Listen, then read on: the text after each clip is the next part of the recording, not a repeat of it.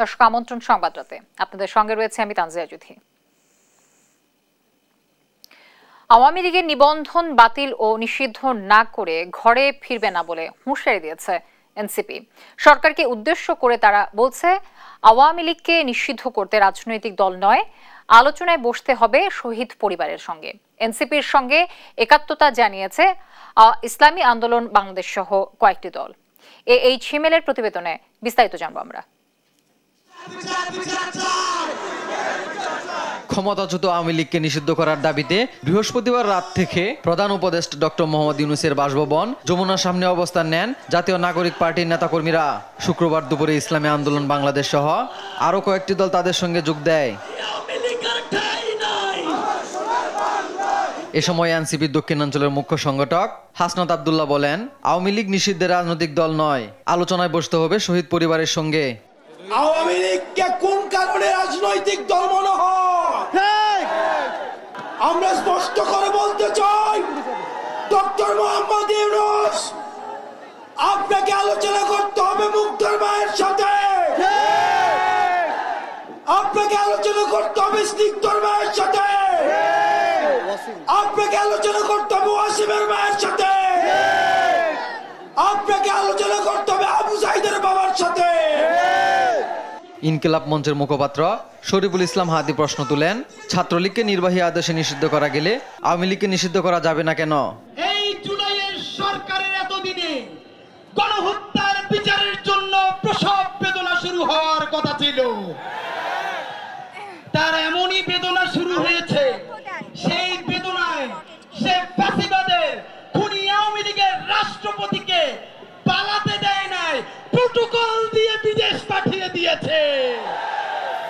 এ সময় ইসলামী আন্দোলনের নেতারা শাপলা চত্বর, পিলকানা ও জুলাই গণহত্যার বিচার সহ আওয়ামী লীগ নিষিদ্ধের দাবি জানান।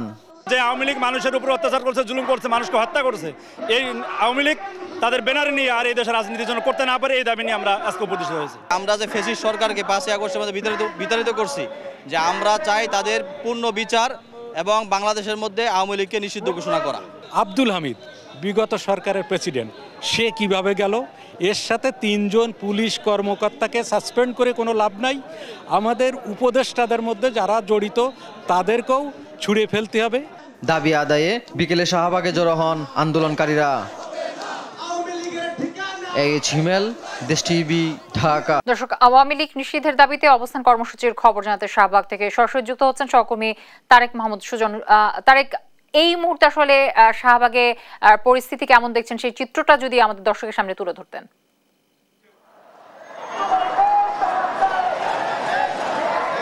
যদি আপনি যেমনটি জানেন, বিকেলে কিন্তু প্রধান উপদেষ্টার বাসভবনের ঠিক সামনে মঞ্চ তৈরি করে সমাবেশ করেন আওয়ামী লীগ নিষিদ্ধের দাবিতে রাজনৈতিক দলগুলো।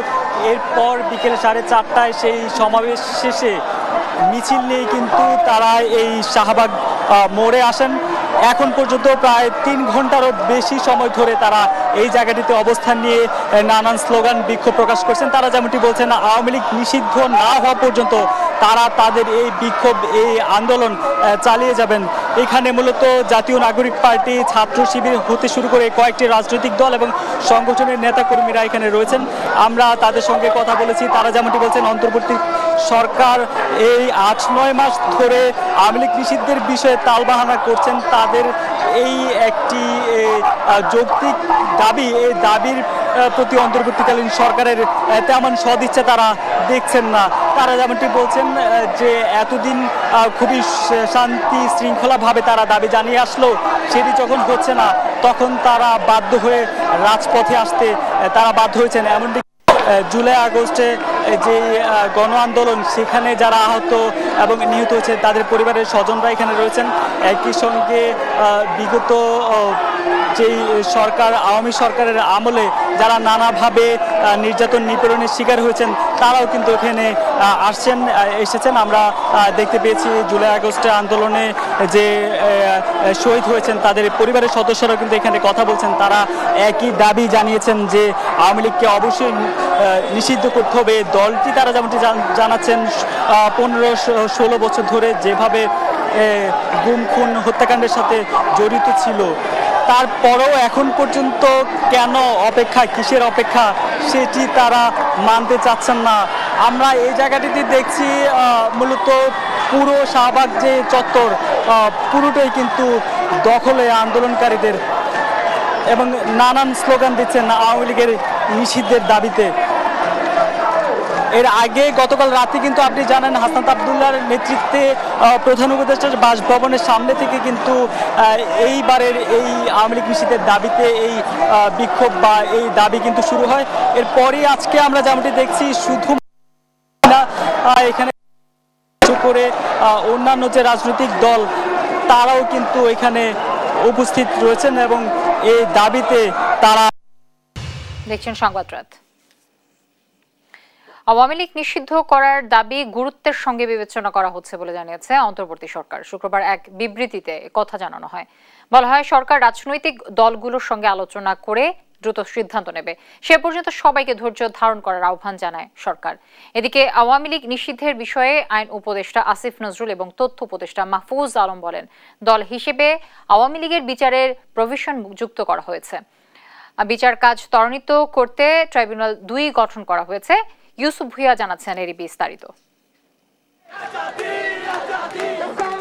রাত পেরিয়ে দিন, এখনো চলছে আন্দোলন। দাবি তাদের একটাই, আওয়ামী লীগকে নিষিদ্ধ করতে হবে। গতকাল রাত থেকেই প্রধান উপদেষ্টার বাসভবন যমুনার সামনে আন্দোলন শুরু করে জাতীয় নাগরিক পার্টি এনসিপি। যোগ দেয় বিভিন্ন রাজনৈতিক ও সামাজিক সংগঠন। শুক্রবার বাদ জুমা রাজধানীর মিন্টু রোডে বিক্ষোভ সমাবেশ করে এনসিপি সহ বিভিন্ন সংগঠন।